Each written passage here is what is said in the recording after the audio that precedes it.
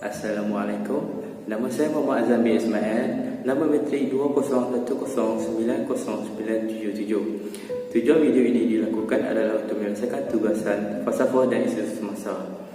Tajuk saya pada hari ini adalah mikroplastik. Rata-rata orang di dunia ini menggunakan plastik dalam kehidupan seharian. Plastik digunakan pakai dalam penghasilan, botol minuman, kereta, bekas makanan dan hampir keseluruhan perkakas seharian kita. Kita sudah tahu bahawa hasil daripada penggunaan plastik ini akan menjejaskan alam semesta jadi. Namun apakah kita sedar bahawa penggunaan plastik ini juga mendatangkan bahaya yang lebih buruk kepada diri kita sendiri? Seterusnya, kita akan bercerita bagaimana plastik boleh masuk ke dalam badan kita. Sukar untuk kita membayangkan bagaimana plastik boleh dikonsumi oleh kita secara tak sedar. Namun perkara ini betul-betul terjadi pada hari ini. Ini berlaku apabila barangan plastik tersebut dipecahkan kepada cebisan-cebisan kecil yang dipanggil mikroplastik. Mikroplastik adalah cebisan-cebisan plastik yang berukuran 5mm atau lebih kecil. Apabila kita membuang sisa potongan plastik ke dalam alam semula jadi, plastik tersebut akan mengambil masa lebih daripada 400 tahun untuk terurai. Untuk makluman semua, plastik mula dikomersialkan pada tahun 1907.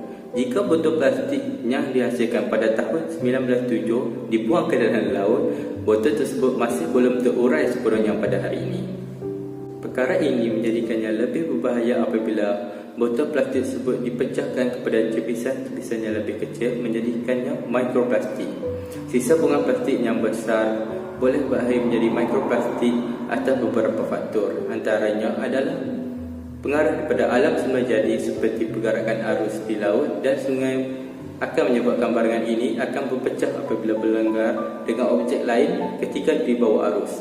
Seterusnya, barangan plastik yang terdedah kepada sinaran UV daripada matahari menyebabkan plastik tersebut menjadi rapuh dan mudah berpecah.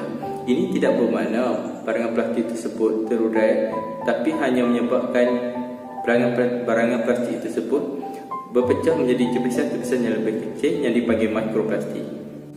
Dalam pada itu, struktur mikroplastik yang kecil ini boleh menyerap toksin di dalam air. Bahkan bagi cebisan yang lebih kecil, iaitu saiznya berukuran 1/bilion milimeter, boleh menembusi tisu membran ke dalam sel hidupan, terutamanya hidupan akuatik.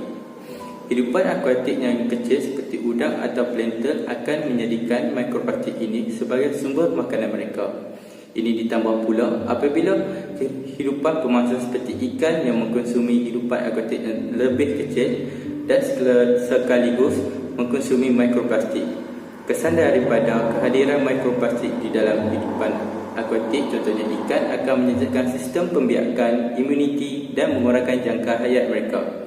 Secara lazimnya, ikan juga adalah salah satu sumber makanan manusia dan secara tak langsung menyebabkan kehadiran mikroplastik ke dalam tubuh badan kita. Adakah kita boleh mengelak daripada perkara ini dengan hanya menghindari daripada pengambilan ikan? Adakah dengan menghindari makanan daripada sumber laut dan sungai dapat menghindarkan kita daripada pengambilan mikroplastik?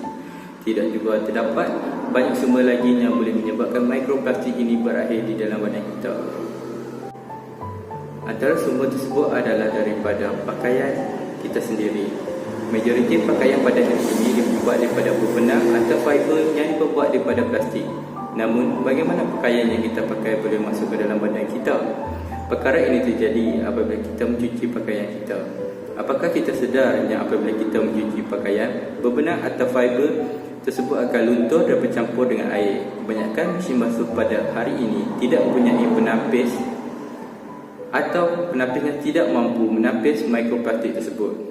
Sisa mikroplastik ini akhirnya akan berakhir ke loji rawatan air dan juga tidak mampu untuk ditapis atau disingkirkan oleh loji tersebut.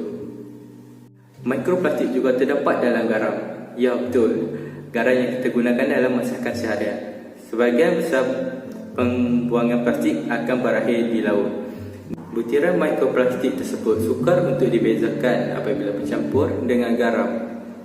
Secara keseluruhannya, berdasarkan kajian saintis, kita telah mengkonsumi lebih daripada 11,000 cebisan mikroplastik dalam setahun. Hari ini, sampah kita tidak hanya mencemarkan persekitaran kita, namun mencemarkan diri kita sendiri. mustahil untuk manusia mencerna mikroplastik. Jadi, kita perlu mengurangkan pembuangan sisa plastik dalam kehidupan seharian kita di samping menggunakan barangan yang boleh terurai secara semula jadi. Sekian daripada saya, terima kasih.